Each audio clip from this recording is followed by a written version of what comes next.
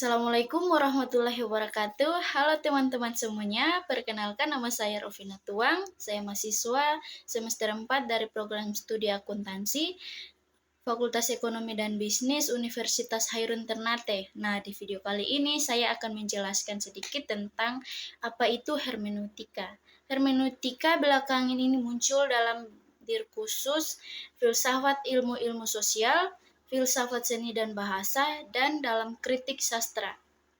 Persoalan-persoalan hermeneutika yang berpusat pada subjektivitas dan objektivitas. Makna segera memunculkan bidang-bidang hermeneutika yang jelas-jelas terpisah, yaitu teori hermeneutika, filsafat hermeneutika, dan hermeneutika kritis. Teori hermeneutika memusatkan diri pada persoalan teori umum interpretasi sebagai metodologi bagi ilmu-ilmu humaniora. Sasaran yang ingin dicapai oleh teori hermeneutika adalah sebuah pemahaman makna-makna yang relatif objektif dengan menggunakan serangkaian aturan yang telah dirumuskan dalam rangka memfasilitasi interpretasi yang benar. Teori hermeneutika sebagai epistemologi dan metodologi pemahaman selanjutnya dikembangkan oleh Dilthey. Ia berurusan dengan epistemologi dalam konteks critique of historical reason, yang mengusahakan sebuah penelitian transendental atas kondisi-kondisi mengenai kemungkinan pengetahuan historis dengan mengikuti contoh-contoh yang telah disediakan oleh Kant. Dalam Dilthey mempertajam aspek metodologisnya menjadi interpretasi atas dokumen-dokumen yang secara logistik sempurna. Filsafat hermeneutika memperingatkan kita akan bahaya objektivitisme di balik pendekatan metodis dan objektifikasi atas interpretasi ekspresi-ekspresi manusia dengan mengembangkan kesadaran mengenai prastruktur. Pemahaman filsafat hermeneutika menghindarkan lebih jauh asumsi naif mengenai adanya pengetahuan yang objektif atau netral sepenuhnya, berdasarkan kenyataan bahwa kita sesungguhnya menginterpretasikan objek sebagai sesuatu sebelum kita menginvestigasinya. Salah satu pandangan utama filsafat hermeneutika menegaskan bahwa ilmuwan sosial atau interpretator dan objek yang diinterpretasikan pada prinsipnya telah dihubungkan oleh sebuah konteks tradisi. Nah, hal ini mengidentifikasi bahwa ia telah memiliki sebuah pemahaman atas objek tersebut, sehingga mungkin untuk memulai dengan sebuah dengan pemikiran yang netral.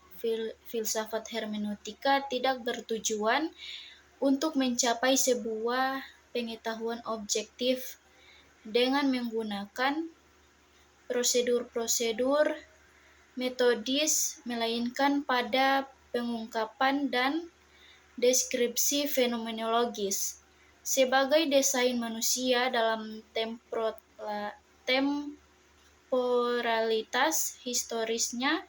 Apa itu metode hermeneutika? Hermeneutik dan metode berpikir sering digunakan dalam kajian human sciences. Dalam 4 dasawarsa belakangan ini, hermeneutika muncul ke permukaan sebagai salah satu alternatif pendekatan keilmuan yang bisa dikatakan sebagai respon terhadap filsafat positisme yang menyanggah peradaban modern, akan tetapi tidak memberikan solusi bagi problem-problem kemanusiaan yang muncul akibat berbagai kemajuan di bidang teknologi, industri, dan informasi.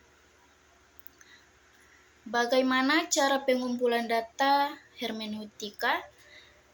Dalam pengumpulan data, metode hermeneutika biasanya dilakukan melalui ada beberapa teknik yang kita ketahui. Yang pertama yaitu observasi adalah pengamatan dilakukan untuk memahami konteks dan situasi yang terkait dengan objek penelitian.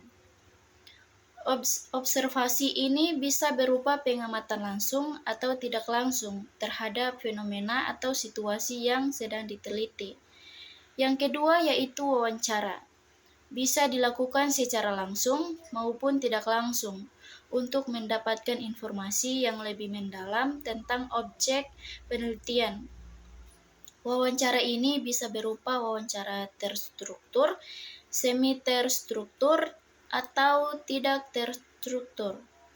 Yang ketiga yaitu dokumentasi, di mana metode ini melibatkan pengumpulan dan analisis dokumen atau bahan tertulis yang relevan dengan objek penelitian. Dokumen ini bisa berupa buku, artikel, surat, atau catatan, dan bahan tertulis lainnya.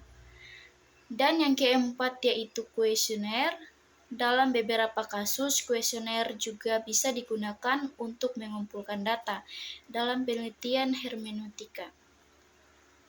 Kuesioner ini biasanya digunakan untuk mendapatkan data kuantitatif yang biasa dianalisis secara statistik. Bagaimana cara menganalisis data? Analisis data dalam metode hermeneutika biasanya melibatkan beberapa langkah. Yang pertama yaitu reduksi data, yang tahap ini melibatkan proses penyerahan dan pengelompokan data. Tujuan reduksi data adalah untuk memfokuskan data yang paling penting dan relevan dengan tujuan penelitian. Yang kedua yaitu penyajian data. Setelah data direduksi, langkah selanjutnya adalah penyajian data dalam bentuk yang mudah dipahami. Ini bisa berupa narasi, diagram, tabel, atau bentuk visual lainnya yang dapat membentuk dalam memahami data. Dan yang ketiga yaitu penyimpulan. Tahap terakhir dalam analisis data adalah penyimpulan.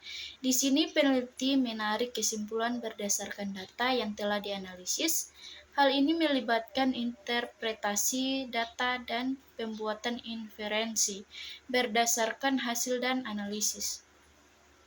Nah, mungkin hanya itu saja penjelasan dari saya. Lebih dan kurangnya saya mohon maaf. Wabillahi taufiq wal hidayah. Wassalamualaikum warahmatullahi wabarakatuh. Bye-bye.